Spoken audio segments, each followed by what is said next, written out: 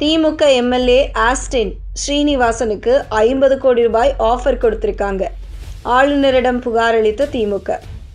தாவேகா அமைச்சரவை கூட்டத்தில் விஷ்ணு ரெட்டி மற்றும் ஜான் ஆரோக்கியசாமி பங்கேற்றது தொடர்பாக ஆளுநர் அர்லேக்கரிடம் திமுக தரப்பில் புகார் அளிக்கப்பட்டுள்ளது. தாவேகா ஆட்சியில் அதிகார துஷ்பிரயோகம் நடப்பதாக கூறிய பாரதி, அமைச்சர்களாக இல்லாதவர்கள் கூட அரசு அதிகாரிகளுக்கு உத்தரவிடுவதாகவும் குற்றம் சாட்டியுள்ளார்.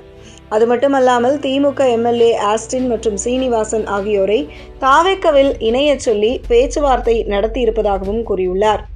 தாவேகா ஆட்சியில் நடக்கும் குதிரை பேரம், ஜான் ஆரோக்கியசாமி மற்றும் விஷ்ணு ரெட்டி ஆகியோர் அமைச்சரவை கூட்டத்தில் பங்கேற்றது தொடர்பாக ஆளுநர் அர்லேகரிடம் திமுக சார்பில் புகார் அளிக்கப்பட்டுள்ளது.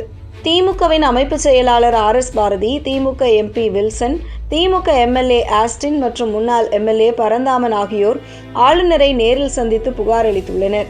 இதன்பின் பாரதி செய்தியாளர்களை சந்தித்து பேசுகையில், தமிழ்நாட்டில் நடக்கும் குதிரை பேரம் மற்றும் அதிகார துஷ்பிரயோகம் தொடர்பாக ஆளுநரிடம் புகார் அளித்தோம்.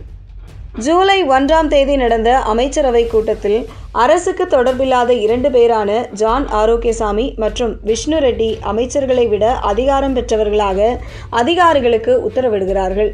இப்படி ஒரு கேவலமான நிலை தாவேகா ஆட்சியில் அரங்கேறி வருகிறது. அந்த 2 பேர் அமைச்சரவை கூட்டத்தில் பங்கேற்க என்ன அதிகாரம் இருக்கிறது என்று கேட்டபோது ஆளுநர் சொன்ன பதில் எங்களுக்கு மகிழ்ச்சியாக இருந்தது. எங்களின் கருத்தை கேட்ட ஆளுநர், அவர்கள் 2 பேரையும் முதல்வர் விஜய் அமைச்சராக்கி இருக்கலாமே என்று கூறினார்.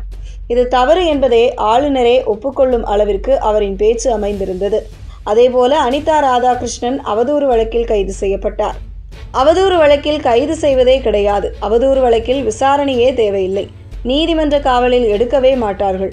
ஆனால் அனிதா ராதாகிருஷ்ணனை 5 மணி நேரம் போலீசார் துன்புறுத்தி இருக்கிறார்கள். தாவேகாவில் இணைய அனிதா ராதாகிருஷ்ணனை போலீசார் வற்புறுத்தி இருக்கிறார்கள். அதேபோல நாகர்கோவில் எம்எல்ஏ ஆஸ்டினிடம் தாவேகாவுக்கு வாருங்கள், என்ன அமைச்சரவை வேண்டுமானாலும் கொடுக்கிறோம் என்று ஆஃபர் கொடுத்துள்ளார்கள். நாங்கள் ஆதாரத்துடன் நிரூபிக்கிறோம்.